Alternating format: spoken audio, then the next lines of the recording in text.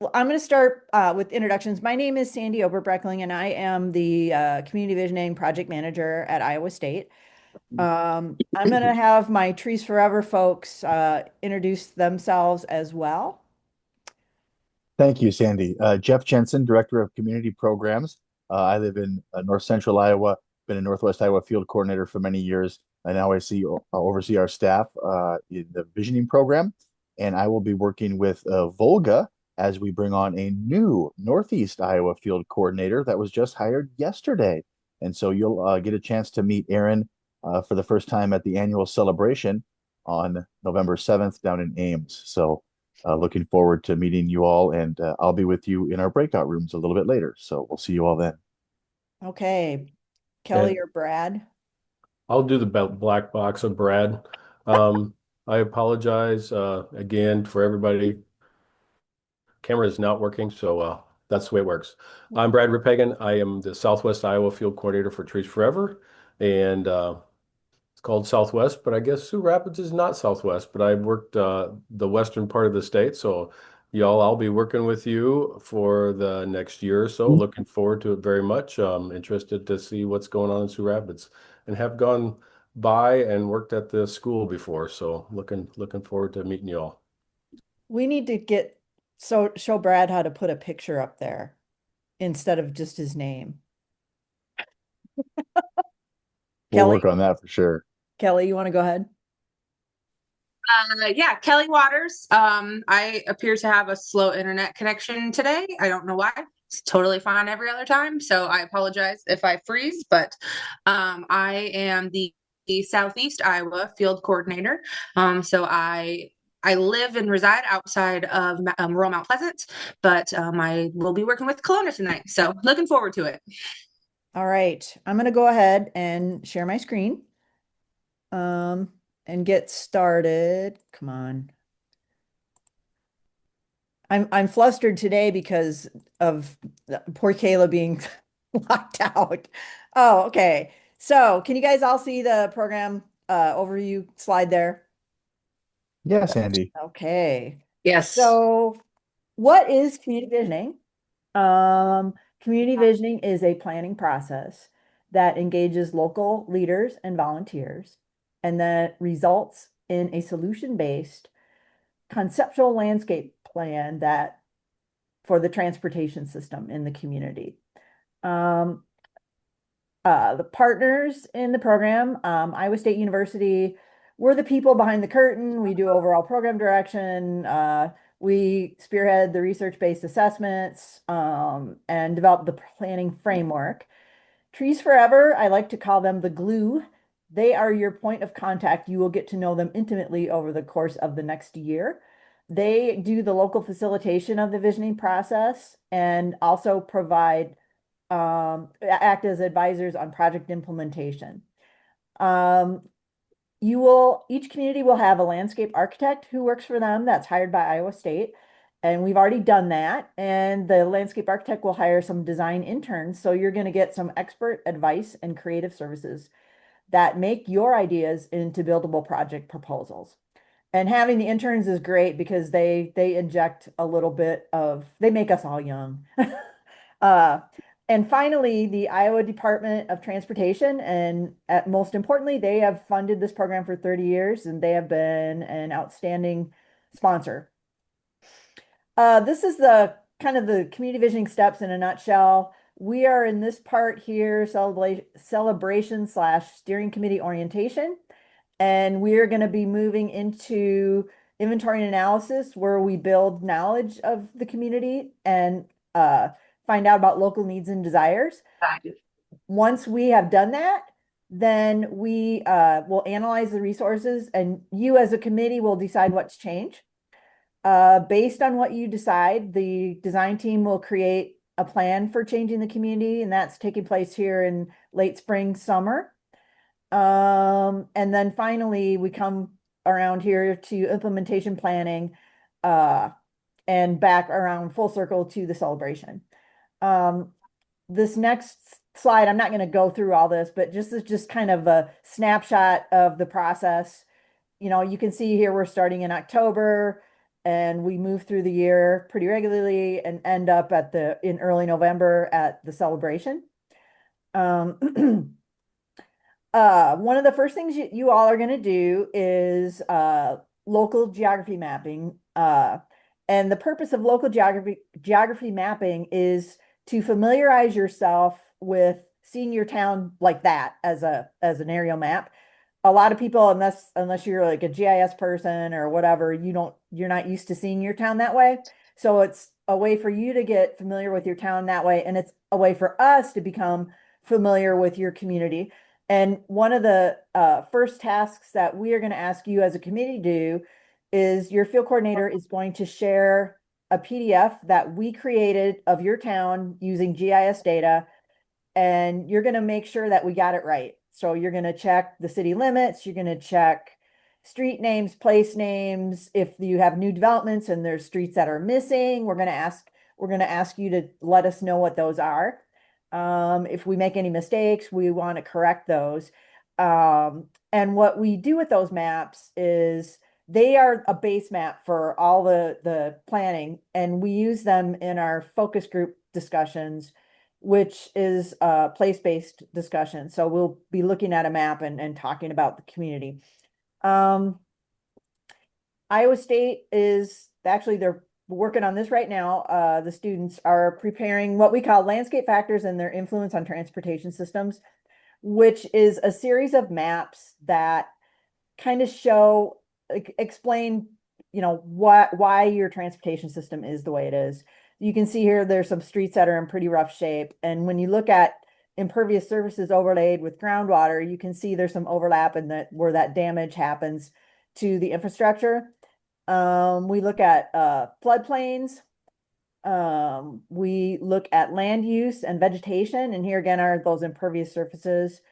And your Trees Forever field coordinator will walk you through this and explain it to you and relate it directly to your community. So each handout is customized to your community. Another one of the assessments that Iowa State spearheads is we call them public input assessments. And this is where we learn about people's experiences and needs. All the communities will do focus group workshops, which are like 4 or 5 hours, 6-hour workshops where we bring in, actually you are asked to recruit people to participate. And we like to have different kind of demographic groups from town. So we have parents, we have kids, we do people with mobility challenges. We talk to older adults, and we talk to people, what we call active recreationists, people who are the super runners, bikers, walkers, who are really using the transportation infrastructure for physical activity. In Kelowna and Sioux Rapids, actually, we will be doing random sample surveys. We do random sample surveys typically in larger towns. Sioux Rapids is an exception because of your situation with the flood recovery and your downtown is shifting.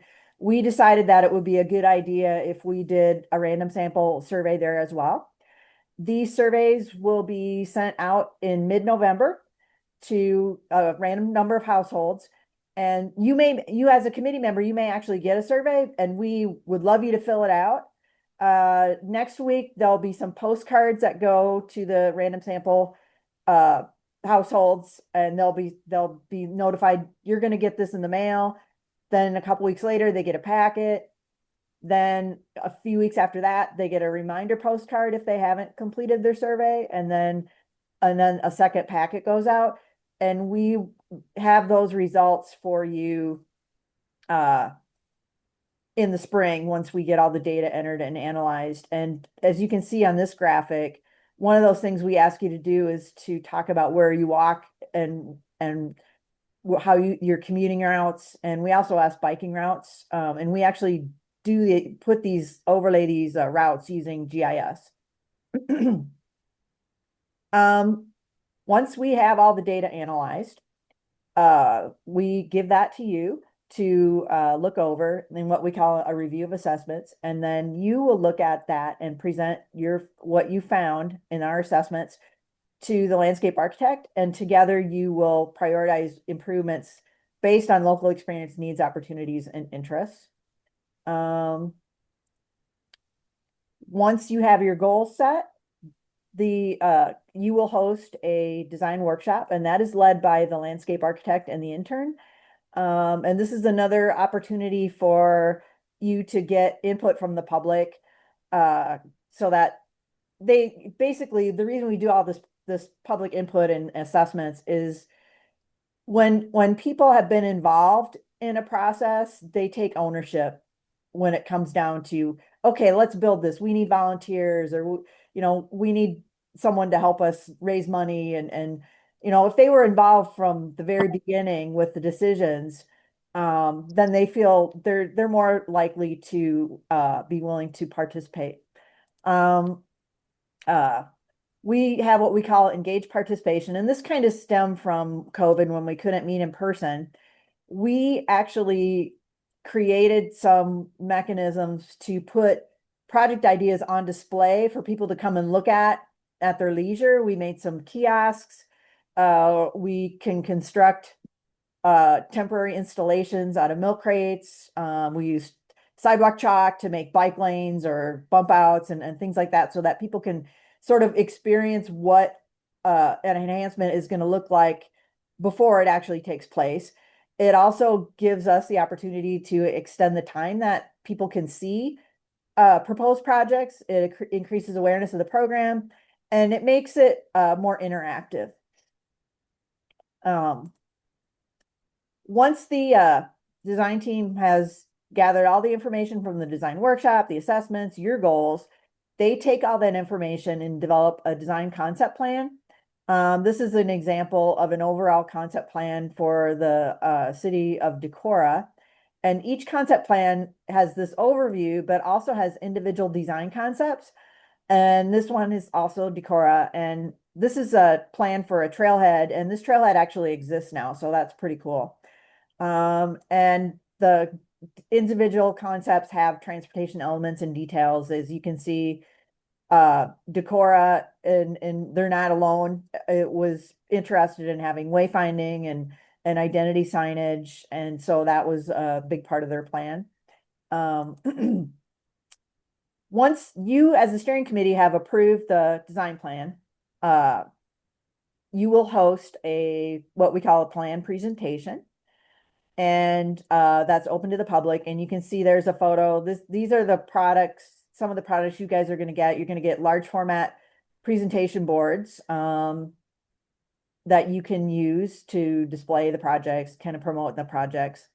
And then we move into implementation planning, and we give you a lot of tools for this. One of the tools that you get from the landscape architect is what we call a feasibility study, which has each different component of the concept plan outlined with cost opinions and phasing opinions, and they might recommend funding sources, or they might recommend like where you can save money by getting volunteers or asking for donated materials, etc. And Trees Forever has a wonderful funding guide that they will walk you through. And basically what will help you do is develop a plan that involves other people in the community. For example, service clubs, schools, scouting, any local business leaders, and anybody else who wants to get involved. Visioning communities build projects. We have done a lot of evaluation research over the years, and we have found that 98% of our towns do at least one thing, and almost half of them do 4 or more projects. And I have some, what I like to call eye candy, some examples. Woodbine's historic grain elevator and US 30 bridge project was a result of community visioning. The grain elevator they were trying to decide whether or not to just level it. And because it had, historic significance in town, they chose to restore it. They included some metal artwork on the front, and they have lights. It lights up at night. And the bridge, the DOT was rebuilding this bridge, and they were able to work with them to get design concepts that were proposed envisioning incorporated into that bridge. So you can see the decorative brick and the nice lighting, and they hang banners on their on the bridge when they have events. Glidden, people tease me because this is one of my favorite projects, but Glidden is on Highway 30, and most of the town is south of Highway 30, and some residential and the park with the trail are north of Highway 30. So people who live south of Highway 30 were like driving across the road to get to a park to exercise, which seems kind of counterproductive. And also the people who live on the north side had to cross the highway to get to other places in town, including the aquatic center that the kids love to go to. So Glidden worked with DOT. They used the survey data that we collected and the focus group data and presented that to them and said, hey, and they got one of those pedestrian push button crosswalks. So there, you can't see them on here, but there's a flashing light that you push the button and then they can cross the street. Another town with a highway kind of splitting it was Hudson. And they had a school on one side of the highway and all the athletic fields on the other side of the highway. And so kids were kind of going back and forth across the highway. They got a nice underpass here. It's lit. Sorry, I just muted somebody. And they also got some trail work done. You can see there's a trail on the far left, and then this trail here in the middle that has some amenities, some seating and signage. Visioning communities get help and stay active. So nearly 75% of our communities funded their projects through local volunteers and local fundraising. Nearly 85% of them are still active in some way. They may have morphed into Hometown Pride or a trail committee or something else, but they're still at it. And volunteers help sustain projects. And that's why it's so important that we involve people from the beginning so that they feel like their voices are being heard. So then they're willing to come out and weed the roadside park in Shelby. Visioning communities secure grants. And this is just a tiny sliver. This is just, the tip of the iceberg when it comes to how much funding visioning communities have raised or received. We looked at these different funding organizations from the beginning of the project to 2022. And we found that with just these funding sources, visioning communities received almost $28 million to build projects. That doesn't count the pop can drives and the baked potato sales and all the other different local fundraising mechanisms that the communities do on their own. And there are some funding sources that we just didn't have the data for. But so it's the program has made an impact. In a nutshell, we like to describe community visioning as a facilitated process for learning, analyzing, prioritizing, creating, strategizing, and building together. So I'm going to pause my share and see if anybody has any questions. Just real quick, if we could have a quick reminder, everybody should mute themselves if they could, just to keep the background noise down. Appreciate that. Thanks, folks. Okay. Any questions? I guess that wasn't really a question. Okay. I'm going to reshare my screen and you get to listen to me talk again. This time I'm going to talk about communication strategies because, in this presentation in my first presentation, I talked about how important it is for public input. Well, we're going to talk in this section about why going public is so important to successful project implementation. And I kind of alluded to that earlier, but also how to get the word out. We did a study of 46 towns, and you can see it's pretty broad spectrum of the state here. And what they accomplished, we found out that 65% did 4 to 6 projects, about 24% did 1 to 3, 8.7% did 7 or more, and that 2.2 was actually one of the 46 towns didn't do any projects. So We got a pretty good track record. And we also asked them, not only did we find out what they did, we asked them how they did it. And this is Sheila Halas, was the executive director of Belle Plains Community Development Organization.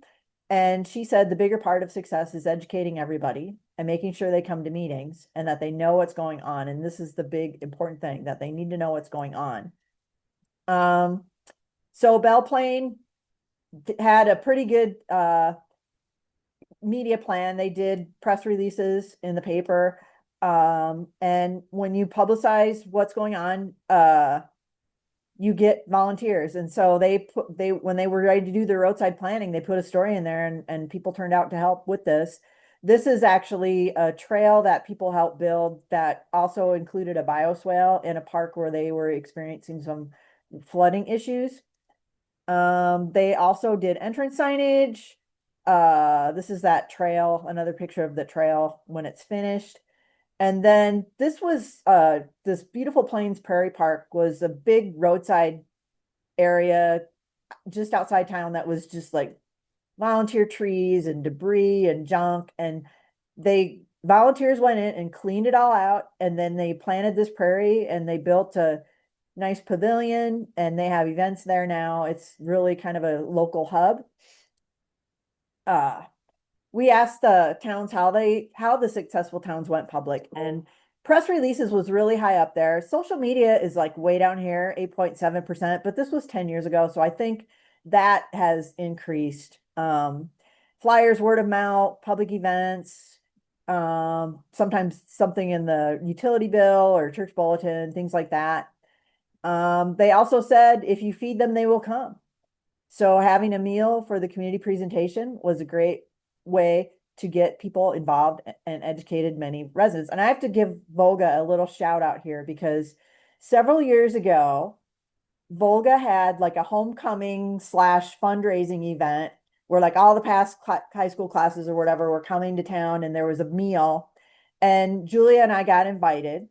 And so I went, and they had a line for the food, the buffet, and they had their boards. You guys had your boards posted all along the line.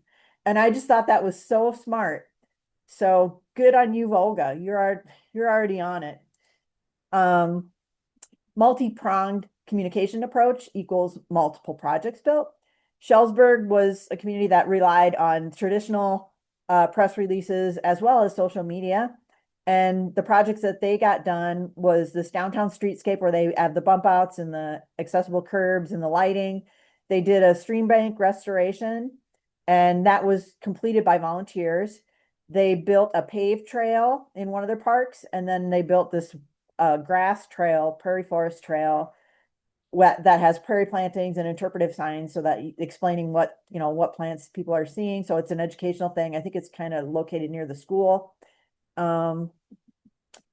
Parkersburg, you all may remember when Parkersburg got hit in 2008 by a giant tornado, and it went down this main strip here in town, and this is what it looked like afterwards.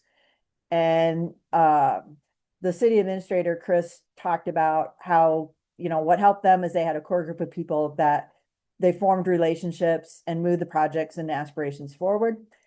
This is Parkersburg. These two on the left were actually, Parkersburg is what we affectionately call repeat offender. They did visioning like in the 1998, and then they did again in 2009. And these are the projects that were a result of the 1998 process. And then this is that same corridor. This corridor is what it looks like now. So they were able to get a lot done. So who needs to know? Obviously, local leaders, local organizations, Lions Club, Rotary Club, Chamber, any organization that you have, county or regional organizations. A lot of our towns will talk to county conservation about things like that. And anybody who can help you avoid bumps in the road, the so-called movers and shakers in your town. To get the word out to these folks, you want to try and engage with other committees that might benefit from learning about community visioning or that have similar goals. so that you're not reinventing the wheel. If you've already got a trail committee, somebody from the trail committee should be on the visioning committee if one of your goals is to have some community trails. Share community members among local committees. Like example I got here, Main Street Trails Committee, etc. Use the newspapers. I've already showed you guys a lot of examples. We've got Marvelous Manning here. I just did a montage of all the press clippings that we had from what they did. And here it shows that they got a $500,000 grant.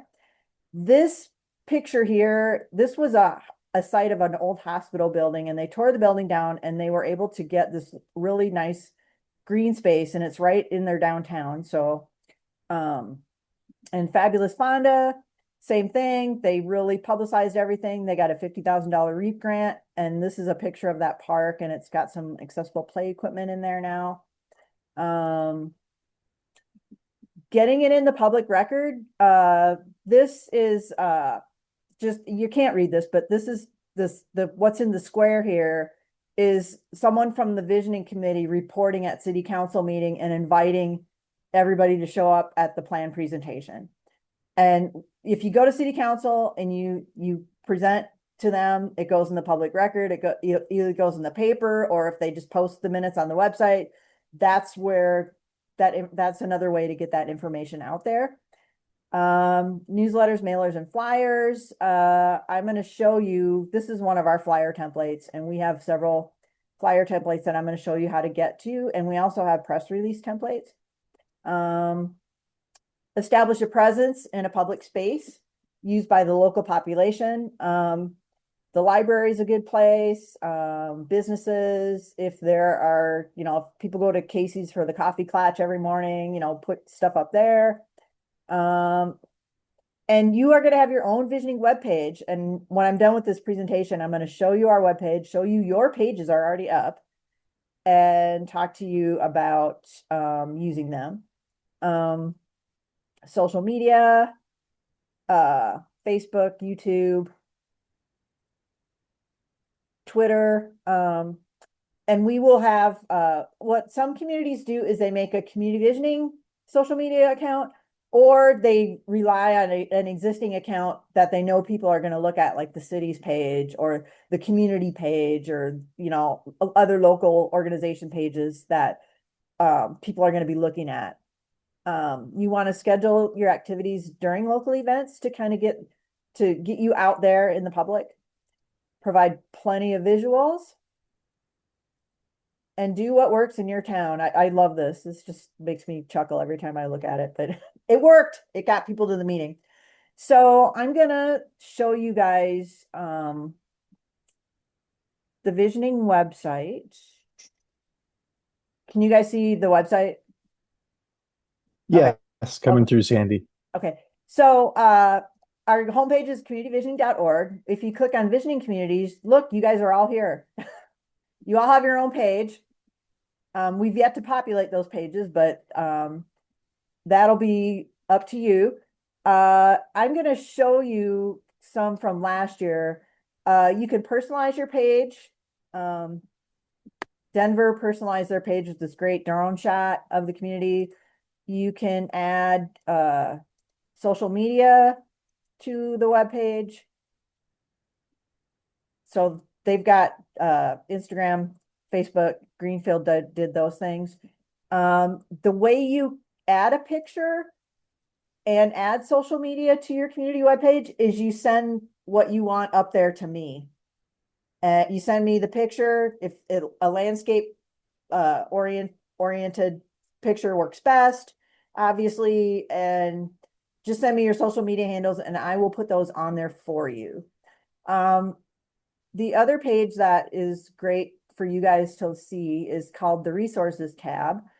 And we have links to different funding sources, including Trees Forever's guide there. We have evaluation reports that we've done. This is where I've got some of the information I presented today. Every year, well, since 2003, we've been putting out an annual report. And I just put up 2025's yesterday. So, and then importantly, this part here, marketing, is these are downloadable press release templates that you can down in their Microsoft Word. And these are Microsoft Word downloadable flyer templates. And I can show you guys, thanks to Jeff.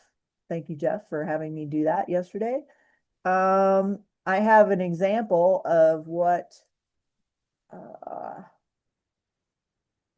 so this is a press release for the announcing the mail survey. So we basically put everything in there, make it really obvious about where you need to customize it. And you can do your own customization as well. But those are available for you. Also, we have at Iowa State, my colleague Chad Hunter is a designer, and he has we've helped communities design unique things that they wanted to have. We've got design interns, we've got Chad. I'm an English major, I can write up anything for you. You can come directly to us, or you can go through your Trees Forever person to get some help if you want to do something in addition to these resources that we have here.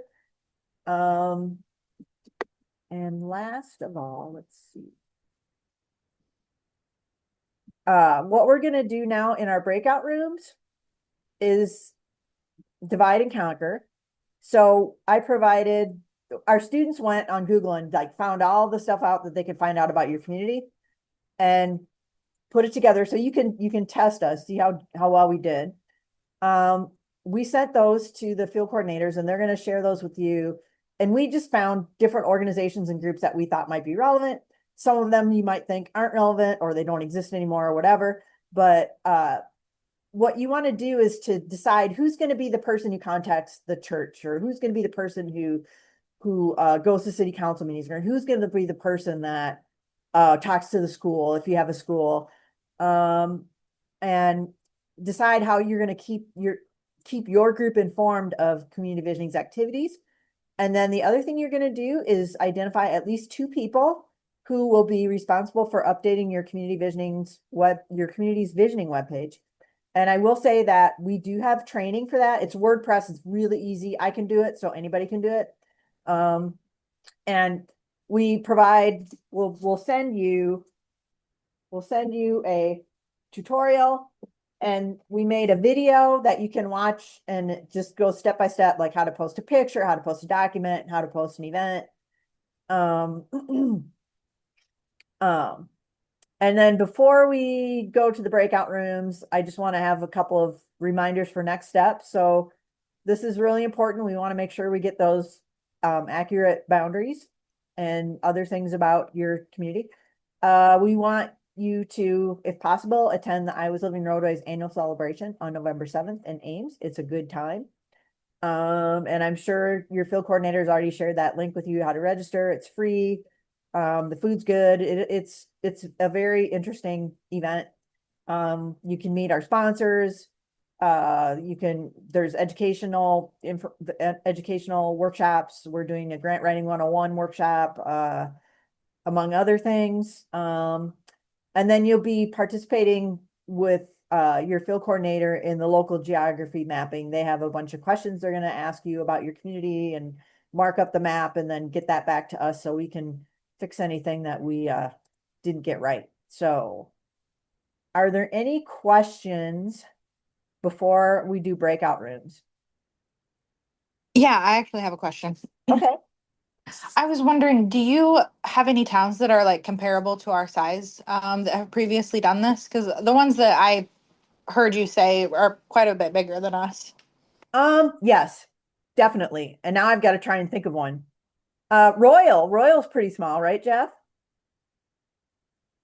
Actually, the smallest town we did was Gunder, which had 23 people. But we did Balltown up by Dubuque, has 72 people, and they actually put some stuff in place. So yeah. And Volga has done this before too. So Volga is our repeat of, and Kelowna's actually done this as well. So you guys are our repeat offenders. Any other questions?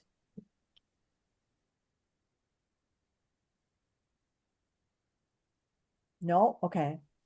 I'm gonna do the breakout room thing, and except for Kelowna, I'm gonna crash your breakout room for a few minutes because we have some map questions about your map. But other than that, you are done with me. You don't have to listen to me anymore.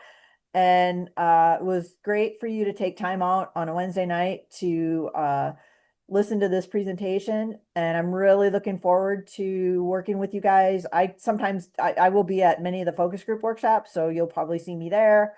Otherwise, let's do this breakout room thing. Thanks, Sandy. Have a great night. Bye, everybody. Thanks, Andy.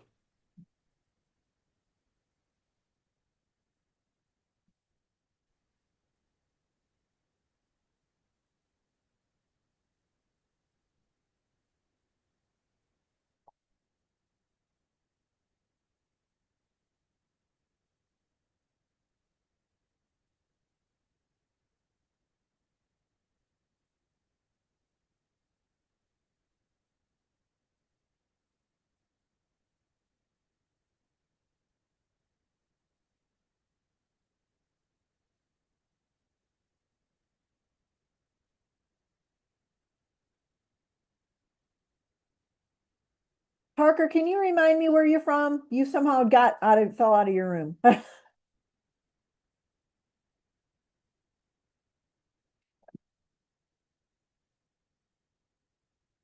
Oh, Volga, that's right.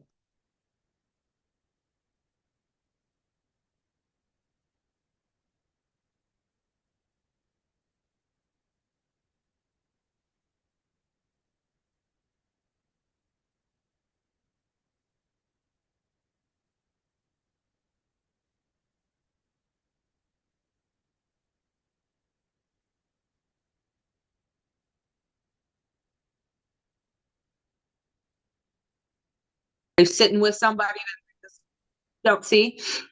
Okay, I'm ready to crash the meeting here. So we are working on your guys' map. We already sent you one, but we realized that the Southtown area, there's stuff there, and we want to confirm with you guys, and I'm gonna go ahead and share my screen.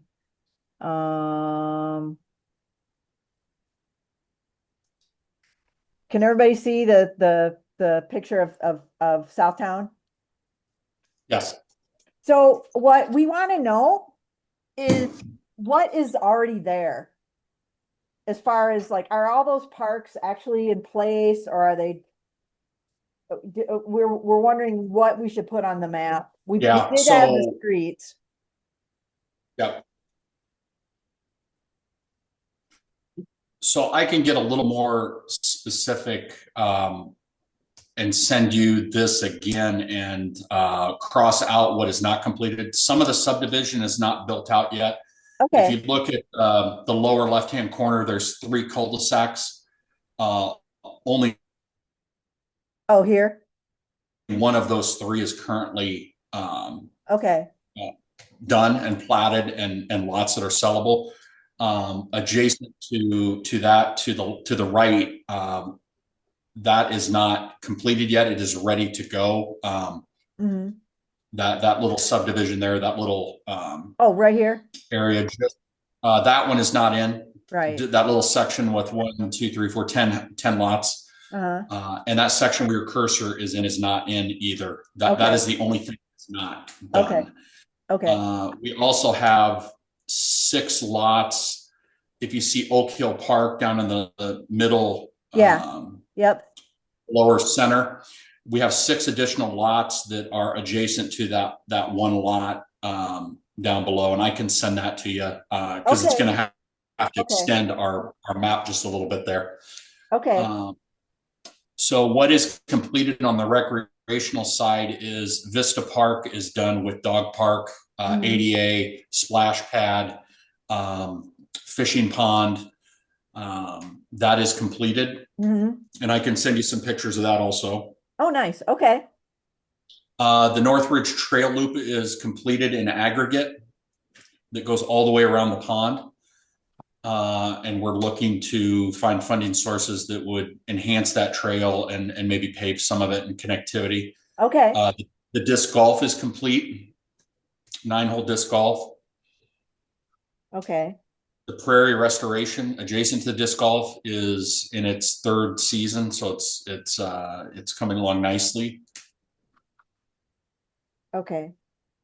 Okay. Westwood hiking area is more on the left side or the west side of the map. Yep.